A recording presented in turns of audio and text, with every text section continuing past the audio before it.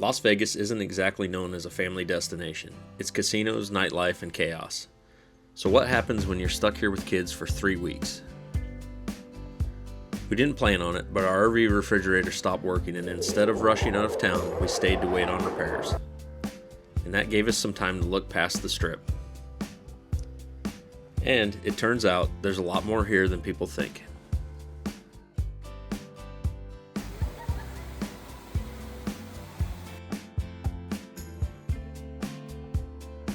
We've been to Las Vegas before, quick trips in and out mostly for work, but staying longer forces you to see it differently. We weren't gambling, we weren't here for the shows every night. We were just looking for things that were interesting, educational when possible, and actually enjoyable as a family.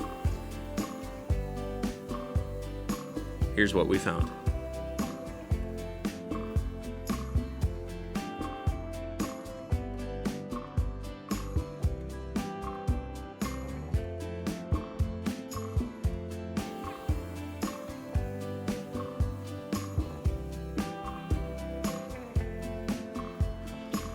About 25 minutes west of the Strip is the Red Rock Canyon National Conservation Area. You leave the traffic behind and suddenly you're surrounded by massive red sandstone cliffs.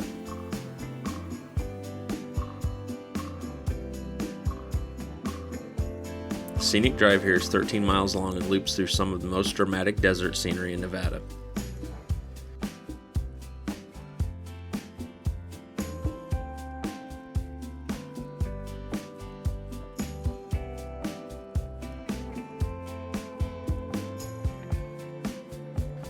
There are dozens of hiking trails, everything from short, easy walks to more challenging climbs. This area sits along the eastern edge of the Mojave Desert and draws millions of visitors each year. But once you're out on the trails, it feels quiet. We kept it simple, nothing extreme, just enough to stretch our legs and get out of the city. You saw the handprints, right?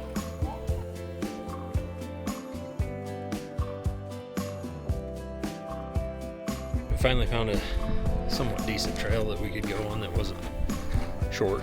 So we're on the Pine Creek Trail in Red Rock Canyon. I think it's a little over 2 miles round trip. Absolutely beautiful trail.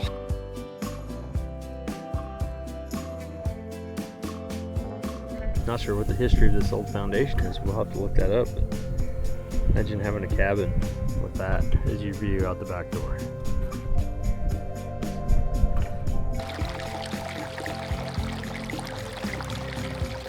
If you're coming to Vegas and want something that doesn't feel like Vegas, this is probably the easiest win.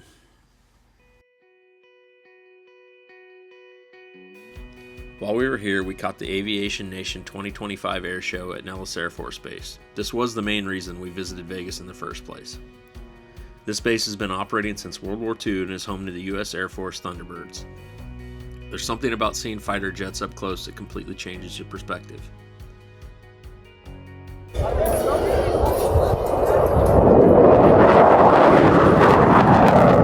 Nevada, the Thunderbirds!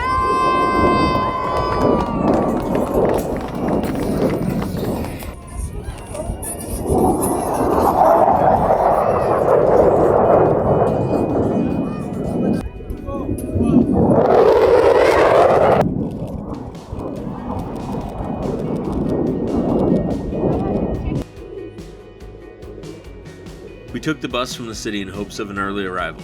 Unfortunately, we were wrong and ended up waiting almost 3 hours to get shuttled into the base. Plan accordingly if you go, and let us know about your experience.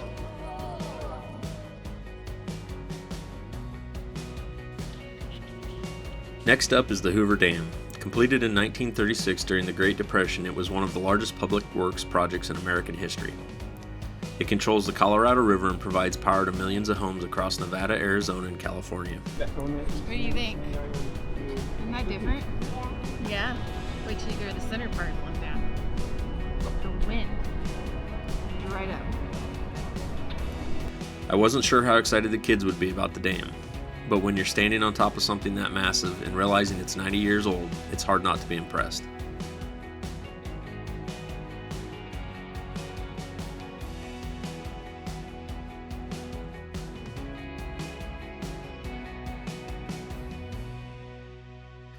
You can walk across the top for free or take a tour inside to see the turbines and generators that still operate today. It's one of those stops that's educational without feeling like school. We chose the tour, and everybody was given an opportunity, if brave enough, to put their camera through the vent on the face of the dam for a unique selfie. Right next to the Hoover Dam is the historic railroad trail along Lake Mead. This trail was originally built to transport materials used to construct the dam. There are 5 massive railroad tunnels you walk through, and the best part, it's mostly flat. Great for biking also. This is one of those low-effort, high-reward hikes. Big views of Lake Mead, minimal climbing, and easy for families. This ended up being one of our favorite hiking experiences while in the Las Vegas area.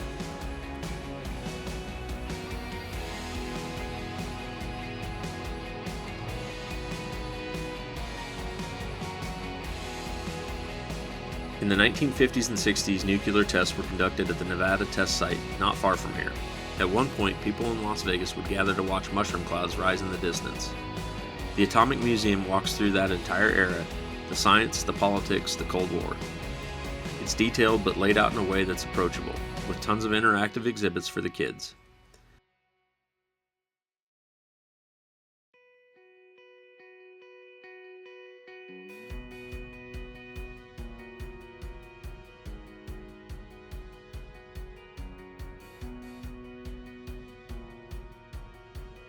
If you're interested in history, engineering, or just understanding how Vegas ties into a bigger story, it's worth the stop.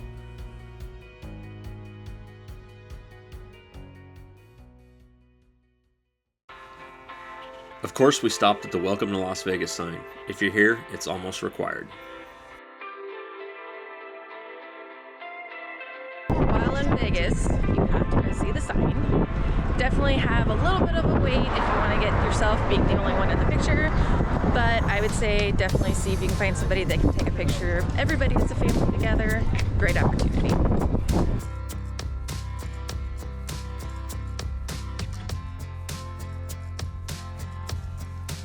Bellagio Fountains have been running since 1998.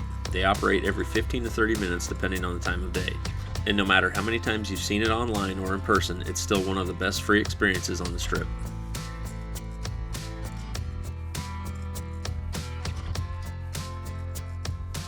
We suggest going at night if you want a much more impressive show.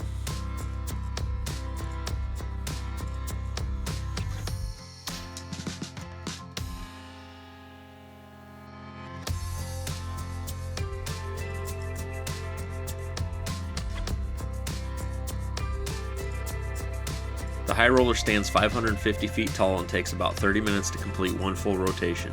It's one of the tallest observation wheels in the world.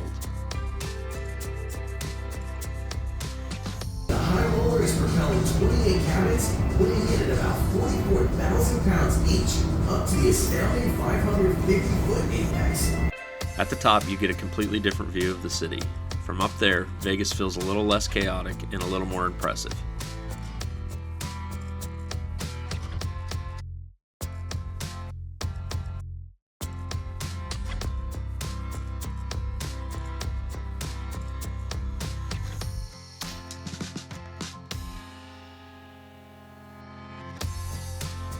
We really didn't take any shows, except for the Blue Man Group. It's been running in Las Vegas for years. It's loud, it's strange, and there's paint involved. And somehow it manages to entertain both kids and adults at the same time. This is a very entertaining show for the whole family, but no cameras allowed.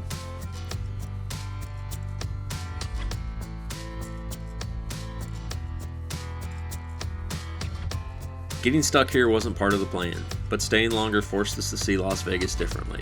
If you're coming here with kids or just want something beyond the casinos, there's more here than people expect. And sometimes the places you don't plan on staying end up giving you the better story. Thanks for watching, we hope you enjoyed. Please don't forget to like and subscribe.